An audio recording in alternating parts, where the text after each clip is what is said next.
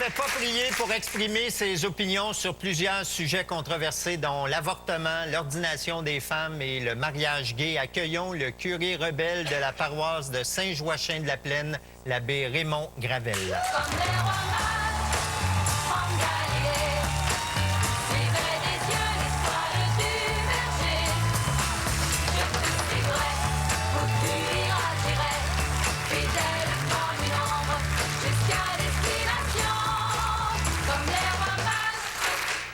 Monsieur le curé, bienvenue à l'émission.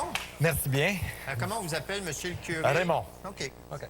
Raymond, vous êtes curé dans le diocèse de Joliette. Vos multiples prises de position ont suscité l'intérêt du Vatican. Vous êtes d'ailleurs actuellement sous enquête à Rome. C'est quoi l'enquête qui court à votre sujet?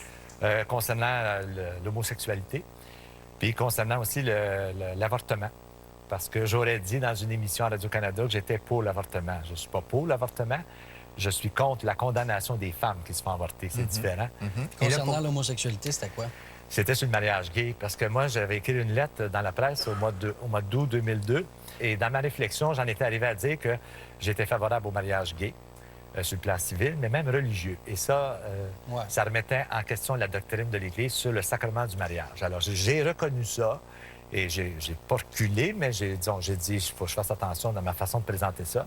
Alors, je pense que là, j'ai demandé aux évêques, mais au moins, est-ce que vous êtes capable de reconnaître qu'il y a une valeur dans l'amour homosexuel et que les homosexuels ne sont pas tous appelés au célibat, comme les prêtres? Même si nous autres, on est appelés, on a de la misère parfois. Et ça doit. Oui. Oui. J'aurais aimé ça jouer dans votre pièce de tantôt. En tout cas. Mais je pense que c'est ça. Puis, c'est comme curé, on a un appel du Vatican pour vous dans la... Ils disent que vos chances d'être pape... Ils viennent de dropper, là. Pas mal, oui, hein? J'aspire pas à la papauté, non, loin de là. Donc, après le curé Labelle, on a ce soir le curé rebelle. C'est le fun. Le décès de Jean-Paul II a remis sur la carte un sujet dont on traite habituellement assez peu dans les médias, la religion. Ouais. Yves Boisvert a dit samedi dans la presse, « Peut-être est-il impossible de couvrir un événement aussi considérable sans enflure et sans exagération. Les médias ne se contentent pas de dire l'importance de l'homme. Ils veulent nous convaincre que tout le monde est présentement atterré. » Et Yves a dit, et pourtant dans mon entourage, personne ne l'était. Personne ne l'était dans le mien non plus. Est-ce que vous trouvez qu'il y a eu enflure et exagération? Je pense que oui. Moi, je reconnais la grandeur de cet homme-là, puis je pense que je vais le dire aussi. C'est juste qu'on n'a pas vu venir sa mort. On s'en attendait pas du tout. Hey boy, Je pense que c'est ça. On a exagéré, on a saturé l'information par rapport à Jean-Paul II. Moi, je reconnais que c'est un grand homme. Bon, sur le plan politique, je trouvais que c'était quelqu'un d'extraordinaire. Pour nous, les prêtres, et même les évêques, je pense bien, sur le plan moral, sur le plan doctrinal, c'était quelqu'un de droite. Et je pense que il y avait comme un genre de souffle nouveau avec Jean XXIII, Paul VI, avec Vatican II. Et je pense que Jean-Paul II a freiné ces changements-là, cette nouveauté-là. De sorte que moi, ça fait 20 ans que je suis prêtre et je me rends compte aujourd'hui, on est plus conservateur qu'on l'était lorsque j'ai été ordonné. Alors, je me dis, il y a quelque chose qui ne fonctionne pas là-dedans. On a eu de la misère à mettre Vatican II en pratique, puis là, c'est comme si on reculait. Mais la majorité des catholiques qui sont en Amérique du Sud, est-ce que le discours de l'Église est orienté vers cette clientèle-là plus? C'est parce que les besoins en Amérique du Sud ne sont pas les mêmes qu'ici. Il y a tellement de pauvreté. J'ai été au Brésil dernièrement et c'est tellement pauvre que les besoins ne sont pas les mêmes. Alors, c'est sûr que nos problèmes à nous au Québec, c'est pas les mêmes qu'en Amérique du Sud. Et c'est pourquoi, moi, je dis, Vatican II avait demandé que l'Église soit plus collégiale, que ça soit décentralisé, le pouvoir, et non pas juste à Rome, mais que nos évêques puissent avoir plus de pouvoir. Et comme ça, on pourrait avoir une couleur particulière au Québec, aux États-Unis, en France, en Afrique, parce que je pense que l'Église est plurielle, puis on pourrait faire l'unité pareille. C'est pas l'uniformité qui fait l'unité, mais c'est plutôt la diversité. Puis on s'enrichirait mutuellement les uns les autres. Donc, ce que vous nous dites, c'est que Jean-Paul II, c'était un faux cool. Mais il est cool. C'est un fédéraliste centralisateur. Moi, quand je l'ai rencontré à Rome, je l'ai rencontré 3 fois. Il dégage beaucoup. Hein. Je pense qu'il y a tout un charisme, puis en même temps, il y a tout le contexte aussi. J'étais dans la chapelle Pauline à Rome. J'ai été présenté comme un prêtre séparatiste du Québec. C'est comme ça qu'on m'a présenté. Et là, il souriait. Bon, il était très sympathique. Il parle très bien français. Il fait même des farces en français, des jokes en français. Mais c'est parce qu'il est décédé, hein? Oui. Oh, oui, il est décédé. Là, je sais qu'il est décédé. Sauf que sur le plan moral. Moi, c'est juste le plan moral où j'ai de la misère à faire passer ses discours. Nous autres, on travaille à la base avec les gens. Et ces discours sont difficilement applicables dans notre société actuelle au Québec. Pourquoi le pape a toujours refusé le mariage gay? Mais parce que, selon la tradition de l'Église, le mariage, c'est un sacrement qui unit un homme et une femme en vue de la procréation, et la procréation naturelle. Alors aujourd'hui, on ne reconnaît pas dans l'Église, par exemple, qu'il y a d'autres formes de fécondité, l'adoption d'enfants étrangers, il y en a beaucoup qui se fait ici. L'insémination artificielle, c'est sûr que l'Église ne reconnaît pas ça. Alors, on est poigné un peu avec l'ancienne définition du mariage. Puis les hosties au pain blanc aussi, vous pourriez avancer là-dessus. Hein? Basilic et fromage, moi, je retourne tout ça. Hey, les crispy mini, là, ça a l'air d'un esti. Oui, c'est vrai. Êtes-vous en faveur du mariage chez les prêtres? Oui, aussi. Aussi? Oui, ça, c'est une question de discipline. Je pense que c'est facile à faire passer. Là, je commence à être vieux. 52 ans, là, j'ai de moins en moins le goût de me marier. Mais j'aurais peut-être aimé ça plus jeune. Plus jeune? Oui. Êtes-vous en faveur du mariage gay chez les prêtres? Ils vont tout vider, là. Mais Chez les prêtres de même sexe, là, on parle. Oui, hein. Si je me fie sur une étude américaine qui a été faite par un prêtre sociologue, psychologue américain, qui disait que chez les prêtres, le pourcentage des gays est beaucoup plus élevé que dans la population en général. Alors, je pense que ça va de soi là aussi. Vous avez d'ailleurs reçu des mains de Daniel Pinard en 2004 le prix de la lutte contre l'homophobie. C'était un prix important pour vous? Oui, parce que c'est pas juste une question de mariage, c'est une question de dignité. Moi, je trouve que le discours de l'Église et de certains croyants, c'est vraiment un discours sexiste. C'est un discours qui est homophobe. Et moi, j'ai défendu les gays à ce niveau-là. Sur l'ordination des femmes, le pape a tout simplement exprimé une fin de non-recevoir en disant « Je ne veux pas en entendre parler ». Sur quoi il se basait pour prendre cette position-là? Ses raisons, c'était que dans la Bible, le Christ, dans les évangiles, le Christ n'a jamais ordonné de femme. Mais le problème, c'est qu'il n'a jamais ordonné d'homme non plus, parce que les prêtres n'existaient pas dans ce temps-là. Donc, il n'a jamais ordonné, point. Il n'a jamais ordonné, point. Sauf que ses apôtres, c'était des hommes, c'est bien sûr, c'est culturel, l'Évangile aussi. Alors, le Christ était de son temps. Alors, c'est normal que ce soit des hommes qui l'entouraient. Mais ça ne veut pas dire qu'il n'y avait pas une ouverture sur les femmes. Peut-être que les curés ont peur de se faire voler leur robe, non? Oui, peut-être. Mais c'est vrai que c'est bizarre, ça, parce que quelqu'un faisait un commentaire à Rome, on voyait ça. Tout le monde était en robe avec de la dentelle. C'est très féminin comme vêtement. C'est vrai. Tous des hommes. Et je pourrais leur en designer des papiers. Vous, les femmes prêtres, vous êtes d'accord avec ça? Ben oui, je pense que ça enrichirait l'Église aussi, parce que les femmes n'ont pas la même approche que les hommes. Elles ne pensent pas de la même façon.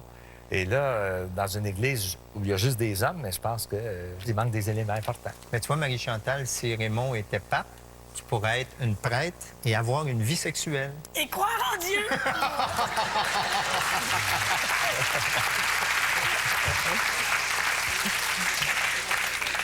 C'est le fun, à 52 ans, se faire coller par une belle fille, hein, monsieur le curé? Là, les moustiers, là, pas trop.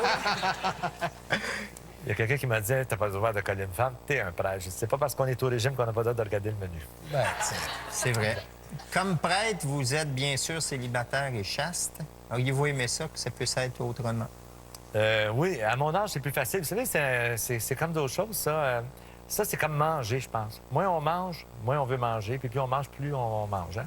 Ça doit être la même chose. J'ai Là, l'impression... vous parlez de la sexualité Oui, ou je parle de la l'alimentation? sexualité. Oui, OK, d'accord. Alors, je parle du fait de s'entraîner à ne pas avoir de vie sexuelle. C'est comme l'estomac, ça se contracte quand on mange pas. Alors, je pense qu'il y a quelque chose qui se contracte. En tout cas, je sens moins le besoin aujourd'hui que je le sentais quand j'avais 30 ans. par mais il exemple. paraît que c'est rough pour la prostate. Ah, et bien, il y a plusieurs prêtres qui font des cancers de prostate. Ah oui, en plus. Avez-vous déjà goûté aux fruits défendus? Ben oui. Est-ce que le fruit s'est beaucoup défendu? Oui, parce qu'avant d'être prêtre, j'ai eu une vie active. Ah oui, C'est c'est vrai. correct, ça, mais c'est correct. Ça doit être encore plus difficile quand on sait ce qu'on rate.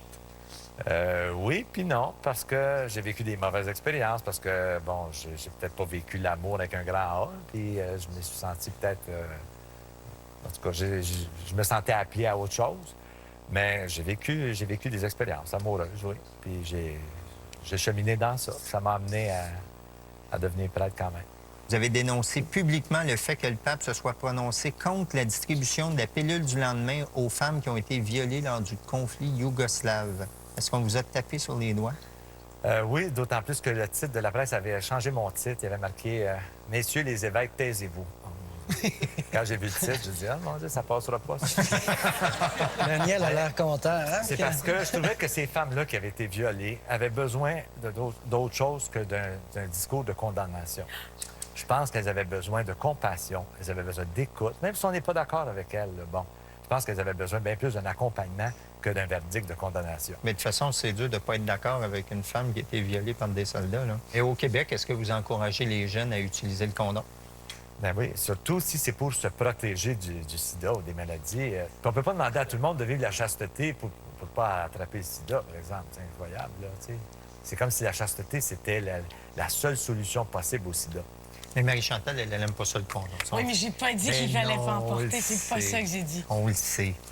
Vous êtes un prêtre progressiste. Êtes-vous assez progressiste pour être pro-choix?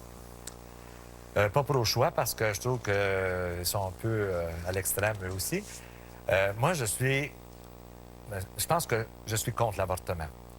Mais je peux comprendre dans certaines situations que des femmes se fassent avorter. Et je pense que c'est par l'éducation qu'on en vient à ne pas considérer l'avortement comme un moyen de contraception. Ah oui. Mais je peux comprendre que certaines personnes en arrivent à ça. Et je pense que toutes les femmes qui sont avortées ne méritent pas une condamnation, méritent plutôt de la compassion. Mais surtout que maintenant, la pilule du lendemain est disponible sans prescription. Là. Qu'est-ce que l'Église pense de ça, la pilule du lendemain? Est-ce qu'ils sont au courant, d'abord? Bien, ils sont contre. Ils sont contre? Bien, je pense que oui, parce que pour l'Église, la planification des naissances se fait par des moyens naturels seulement.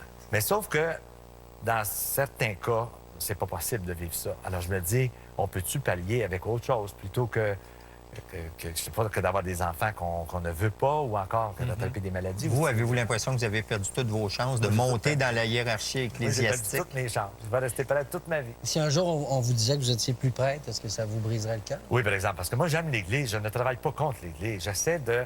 Quelqu'un m'avait demandé une année, pourquoi tu ne sors pas de l'Église? Si je veux changer quelque chose dans l'Église, c'est à l'intérieur que je peux le faire. C'est pas en sortant. En sortant, j'ai plus aucune crédibilité. Et je me dis, je peux améliorer mon Église de l'intérieur. Puis c'est ça que j'essaie de faire. Moi, j'aime l'Église, j'aime ma vocation, j'aime ma vie de prêtre. En étant ici ce soir, c'est ce que vous faites aussi? Mais oui. Le prochain pape, vous gagez 10 piastres sur qui, vous? Moi, je souhaiterais que ce soit le cardinal du Honduras. Ah oui? Il est réformiste, il a vu la misère aussi dans son pays. C'est un homme qui est ouvert, il est vu comme un libéral aussi. Alors, je pense que ce serait un bon pape. Mais quelle que soit la nationalité, là, je pense que ça prend un homme qui est ouvert, qui est capable de réformer l'Église, qui est capable d'écouter les gens, puis d'accepter la diversité dans l'Église, qu'on ne soit pas tous pareils. On va faire votre bio. Vous êtes né à Saint-Damien-de-Brandon le 4 novembre 1952. Vous avez donc 52 ans. Après vos études chez les sœurs et les frères, vous quittez le nid familial dès l'âge de 17 ans et vous sombrez dans la prostitution et la drogue. Vous vous êtes même shooté. Qu'est-ce qui vous a entraîné là-dedans? Bien, c'est parce que j'avais besoin d'argent. Vous savez, je partais de la campagne, je suis monté à Montréal comme ça, là, puis j'étais jeune, puis j'avais besoin d'argent. Alors, on tombe dans la facilité. Mais vous étiez quand même un peu délinquant parce que c'est pas tous les gens qui partent de la campagne qui viennent à Montréal qui shootent. Ah oui, c'est sûr, j'étais délinquant. Sauf que je me suis rendu compte dans ça, ça m'a amené à ces expériences négatives-là, mais ça m'a amené à être tolérant envers ceux qui vivent ça. Je regarde des jeunes aujourd'hui, bon, qui viennent me voir, qui sont sur la drogue, qui ont vécu de la prostitution. Moi, je ne condamne pas les jeunes parce que je les comprends. Puis j'essaie de les aider dans ça. Comment moi, je m'en suis sorti? Parce que j'ai rencontré des personnes qui m'ont fait confiance puis qui m'ont donné un coup de pouce. Entre autres, ma mère. Ma mère m'a beaucoup aidé. Après ça, j'ai des amis qui m'ont aidé. Il y a des prêtres qui m'ont aidé à m'en sortir. Et ça, pour moi, ça a été... Ils m'ont pas condamné, ils m'ont compris. Vous devenez ensuite barman au Limelight, notamment, et vous complétez un baccalauréat et une maîtrise en théologie à l'Université de Montréal. C'est deux univers assez contrastés. Ben, donner une bière ou un hostie. Parce que travailler dans un bar, c'était payant. Je pouvais travailler les fins de semaine, puis je pouvais payer mes études parce que moi, je voulais pas demander à mon père de payer mes études. Alors, j'ai fait ça par moi-même. Et j'avais mon logement à payer. Donc, je travaillais les fins de semaine dans un bar. Je faisais mon bac à l'université, puis j'ai fait ma maîtrise en même temps. Et je travaillais au Limelight. C'était vraiment payant. Alors, c'est ça. Puis au bar, les clients se confessent. Oui, on est comme des psychologues, on est quasiment des curés d'un bar. Hein? Les gens viennent se confier leur peine, ils viennent nous confier leur peine, leur désarroi, leur tristesse. Est-ce que vous croyez un regain du catholicisme au Québec ou est-ce que Raël a plus de chances que vous de se faire des nouveaux disciples? C'est bien triste si c'est le cas. Encore là, je pense que c'est une question d'éducation. Moi, je pense que le christianisme a de l'avenir. L'Église a de l'avenir. Il s'agit qu'on prenne les bons virages. Monsieur le curé, en terminant, voulez-vous bénir notre vin? Ben oui. Vous J'ai buvez? une petite carte pour monsieur le curé. Moi. Oh, vas-y. Ouais, je vous ai préparé ça. Je suis capable de lui donner mon OK. vin. Excuse-moi, je vais t'aider. Excuse-moi, Dani, je vais t'aider. Il faut que je lise ça fort. Hein? Oui.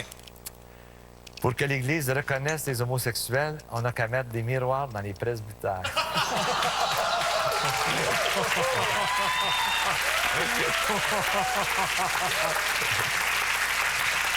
Elle est bonne.